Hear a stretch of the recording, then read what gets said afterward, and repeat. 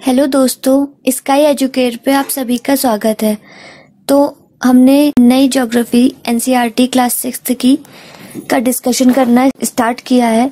तो आज इसका हम लेसन सेकंड यानी कि ग्लोब, अक्षांश एवं देशांतर, globe latitude and longitude discuss करेंगे। ये वीडियो आपकी बाइलिंगुअल होगी, मतलब हिंदी और इंग्लिश दोनों में होगी। अगर आपको कोई प्रॉब्लम हो तो आप प्लीज कमेंट सेक्शन में बता दीजिएगा। अक्ष, पृथ्वी जिस अवस्था में झुकी होती है उसे अक्ष कहते हैं। जैसे ये हमारा ग्लोब है, ये ग्लोब हमारा जिस अंश पे, जिस एंगल पे हमारा झुका होगा उसे हमारा बोलेंगे अक्ष। अब आप मुझे कमेंट सेक्शन में बताएंगे कि पृथ्वी किस अंश पर झुकी होती है। ग्लोब पर वे दो बिंदु जिनसे होकर ग्लोब की सुई गुजरती है उसे उत्तरी एवं दक्षिणी ध्रुव कहते हैं। अब ये देखिए, ग्लोब में ये ग्लोब की सुई है, ये एक इस बिंदु से जुड़ी है और एक इस बिंदु से जुड़ी है। तो इसी को हम उत्तरी ध्रुव और दक्षिणी ध्रुव यानी कि नॉर्थ पोल और साउथ पोल बोलते हैं। इसके बाद आता है हमारा विषुवत यानी कि इक्वेटर। इक्वेटर या विषुवत एक काल्पनिक रेखा है जो ग्लोब को दो बराबर भागों में बांटती है। इसे विषुवत वृत्त कहा जाता है। अब आप जब इसमें देखेंगे तो आपकी यहाँ पे एक लाइन होती है, सीधी लाइन होती है जो इस ग्लोब को दो भागों में बांटती है, नॉर्थ और साउथ, दो बराबर भागों में बांटती है। यानी कि यहाँ से हमारा पृथ्वी का व्यास भी नापा जाता है और ये काल्पनिक रेखा है, तो ये हमारे पृथ्वी को दो बराबर भागों में बांटती है। इसी को हमारा विषुवत या इक्वेटर बोलते हैं। विषुवत वृत्त शून्य अंश अक्षांश को दर्शाती है। इक्वेटर हमारा कौन से अक्षांश में होता है? शून्य अंश में। इसके उत्तर में सभी समांतर रेखाओं को उत्तरी अक्षांश कहा जाता है। इसके नॉर्थ साइड में जितनी भी हमारी रेखाएं होंगी ये इसके समांतर होंगी और इन्हें उत्तरी अक्षांश, और जो साउथ में होंगी उन्हें दक्षिणी अक्षांश कहा जाएगा। फिर आएगा उत्तरी गोलार्ध में कर्क रेखा 23 सही 1/2 उत्तरी गोलार्ध में हमारी कौन सी रेखा होती है? कर्क रेखा, जो हमारे कहाँ पे होती है? 23 सही 1/2 में। और दक्षिणी गोलार्ध में मकर रेखा होती है और 23 सही 1/2 अंश में। उसके बाद हमारी विषुवत रेखा आएगी। विषुवत रेखा हमारी कहाँ पे होती है? उत्तरी ध्रुव में, उत्तरी वृत्त के पास।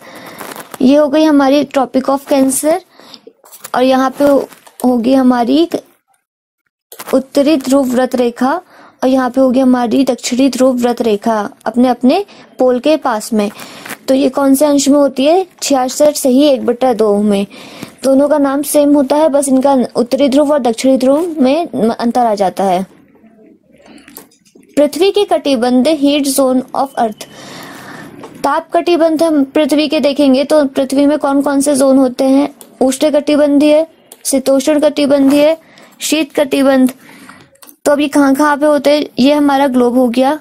जो हमारा इक्वेटर वाला एरिया था, यानी कि जो हमारा पृथ्वी को दो भागों में बांट रहा था, उसमें सूर्य की रोशनी हमारी सीधी पड़ती है।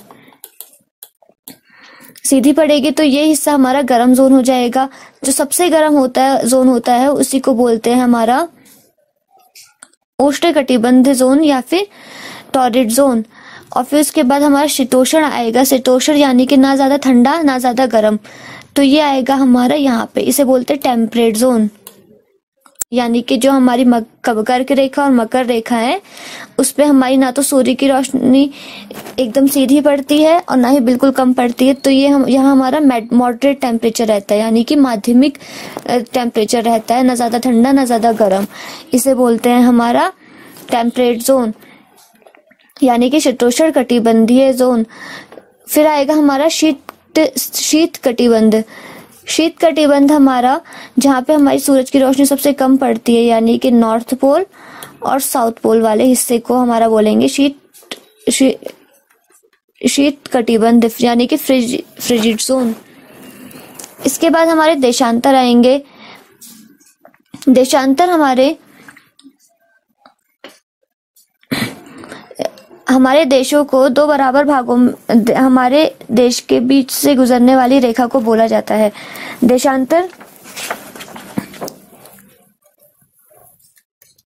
भौगोलिक यमयोत्तर का वृत्त तथा ग्रीनविच से गुजरने वाले भौगोलिक यमयोत्तर वृत्त के बीच का कोण देशांतर कहलाता है। इसमें हमें मेन पढ़ना है प्राइम मेरिडियन के बारे में। प्राइम मेरिडियन हमारा, इसका मान 0 डिग्री देशांतर माना गया है। या इसका मान 0 डिग्री देशांतर मानने का ये कारण है कि पहले हमारे में इंग्लैंड को सबसे ऊपर माना जाता था, यानी कि वो सब पे अपना राज बनाता था। वी आर द ब्रिटिशर्स बोलते थे और सब पे उनका राज है। तो उन्होंने इसी वजह से अपने जो उनके देश से जो हम उनकी ऑब्जर्वेटरी से जो रेखा जाती थी उसी को मेन लाइन कह दिया, जैसे क्या बोलते GMT। तो हमारा क्वेश्चन पूछा जाता है एग्जाम में कि GMT यानी कि GMT क्या है, तो वो है हमारा ग्रीनविच मेरिडियन टाइम। तो ग्रीनविच से जो हमारा मेरिडियन या फिर देशांतर हमारा गुजरता है, यमयोत्तर हमारा गुजरता है, उसी को बोलते हैं ग्रीनविच मेरिडियन टाइम। तो इसे 0 डिग्री मानकर बाकियों को उसके अंश पे नापते हैं। तो हमारे टोटल हमारा प्रमुख यमयोत्तर कहाँ से गुजरता है? ग्रीनविच से, जहाँ पे हमारी क्या है ब्रिटिशर्स की राजकीय वेधशाला स्थित है। हमारे देशांतर कितने हैं? अब देखिए ये 0 डिग्री पे हो गया हमारा, इसके 180 यहाँ पे हमारे देशांतर होंगे, यानी कि ईस्ट वेस्ट में हमारे देशांतर होंगे और 180 ईस्ट में देशांतर होंगे। तो अगर हमारा सिर्फ क्वेश्चन ये पूछे कि हमारे कितने ग्रीनविच से ईस्ट वाले कितने हमारे यमयोत्तर हैं, तो हम बोलेंगे 180। और अगर हमारा क्वेश्चन पूछा जाता है कि हमारे कुल कितने देशांतर हैं, तो उसका उत्तर हमारा होगा 360। तो ये वाला क्वेश्चन आपका NCERT में भी गिवन है। फिर उसके बाद है आपका इसके क्वेश्चंस डिस्कस कर लेते हैं। प्रमुख यमयोत्तर का मान कितना होता है? तो प्रमुख यमयोत्तर का मान कितना हो गया आपका? 0 डिग्री। शीत कटिबंध किसके नजदीक पाया जाता है? अब शीत कटिबंध यानी कि सबसे ज्यादा ठंडा वाला स्थान, तो वो हमारा किसके पास होगा? ध्रुवों के पास होगा। फिर दूसरा क्वेश्चन है आपका देशांतरों की कुल संख्या कितनी है? तो वो है 360।